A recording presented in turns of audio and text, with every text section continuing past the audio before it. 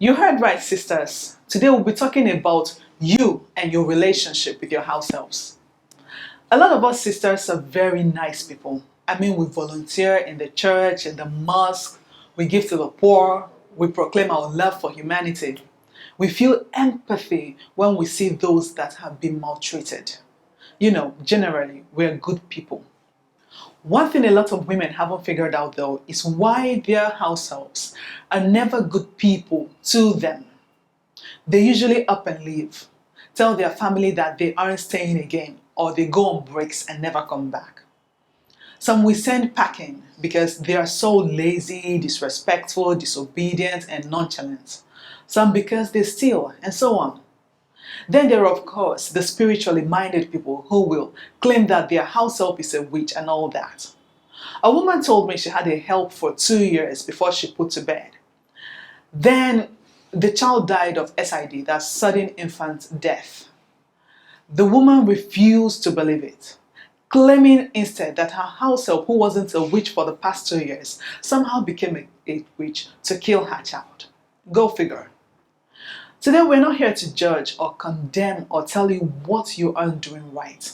As always, like this, our goal is to discuss alternatives. Hello, and welcome to the Woman Workshop. My name is Adobe Okwi. I welcome you from the bottom of my heart to this lecture. Let us start with women who go to the village or poor homes and take back as their helps children who aren't more than 10 years of age. Can we be fair? What was your mindset at 10 years and lower? If you were a regular kid like the rest of us, all we wanted was a little work, a lot of play, and a lot of time to hang out with our friends. How did you forget that age? It is in kids' nature to play, even to the point of forgetfulness. So many stories abound of house helps within this age group where they are unfairly penalized by women whose usual complaints are, I sent him to go buy something for me, something that should take 2 minutes. He went and started playing football and came back after 1 hour. Quite bad, right? But let us be kind. That child, yes, child, that child's intention wasn't to annoy you at all. It wasn't about you. The child played to his child nature. He went out with every intention of going on your errand. But he saw his friends playing football, or he came across a football match, and well, he got carried away.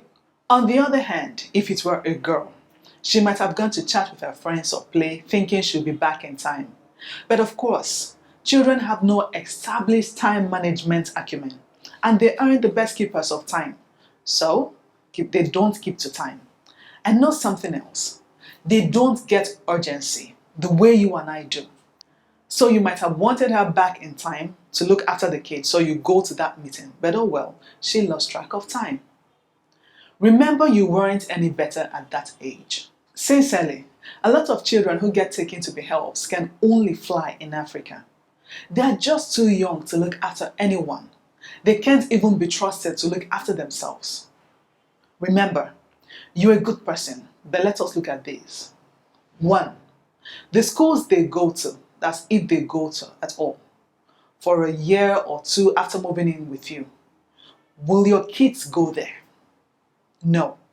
Usually, because they are placed in schools closer to home, regardless of how good or bad they are.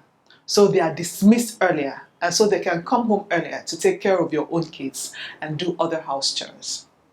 Number 2, look at their clothes. How often do you replace your kids' clothes? How often do you replace theirs? Or you patch them up? Do you think that just because you took them from the village where they were suffering, you took away their love of new and shiny things? Or that for that alone they must be forever indebted to you?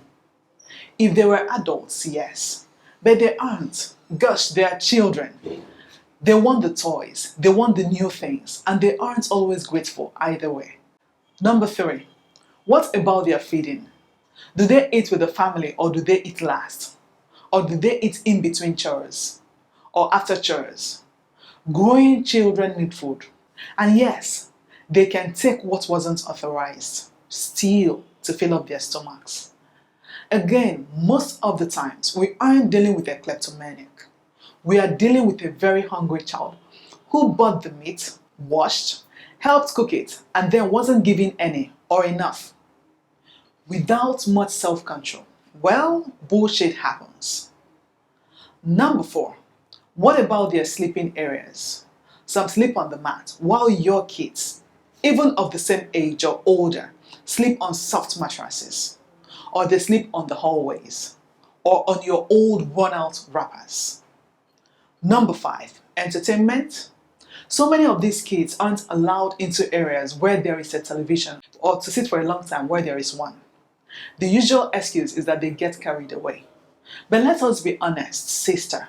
Don't you get carried away yourself when there is a television in front of you. Let's move on to the older helps that we get, especially the teenagers and the young adults. No. Now, how were you at that age? You still wanted your friends, right? Some days you were very moody, even for no just cause. You were into your looks and very conscious about the opposite sex. Some days you wanted to be left the hell alone. You remember those days, right? Well, the fact that someone is your help hasn't taken away those needs from them. Teenagers were at their age. In fact, teenage is the most rebellious phase in life. Again, it isn't about you. So what are we trying to say here? Nothing they do is their fault. We shouldn't hold them accountable. They should be left to do whatever. What am I paying them or their parents for, you ask? Why am I housing them, you ask?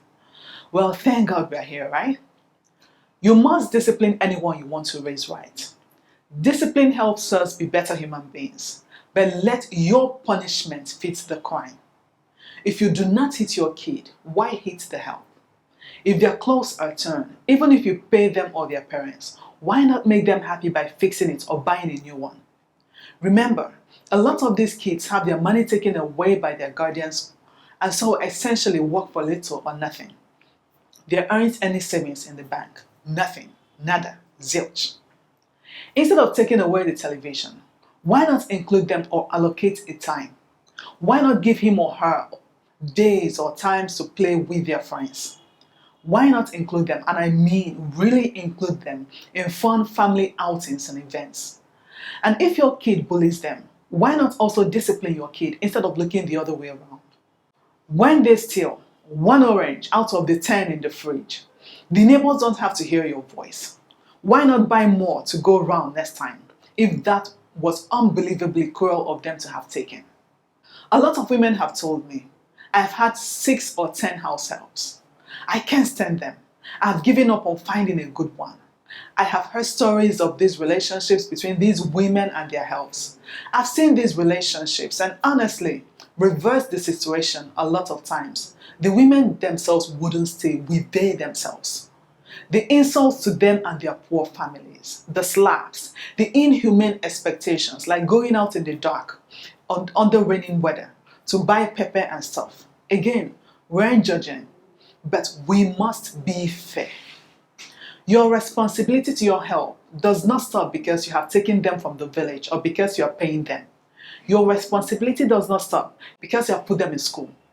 Our helps are also human beings with emotions, thoughts, dreams, hopes, and expectations. Talk genuinely to them, listen to them, understand their fears, and comfort them when they cry. Treat them like you would expect your kid or teenager to be treated out there in the world, because that is who we are, human beings brought to your doorstep by circumstances. No one who is born has the expectation of coming to your house to wash your toilets. And when you treat people right, really treat them right, well, you get their loyalty. In later years, you get their calls, their chats, their gratitude and friendship. Thank you very much for listening to this lecture. If you want a PDF or if you have any questions, please tell us in the comment section or inbox us your email address and questions. Also remember to share this video so we'll keep learning, keep treating each other better, and keep being better human beings overall. Thank you a million for watching. Bye-bye.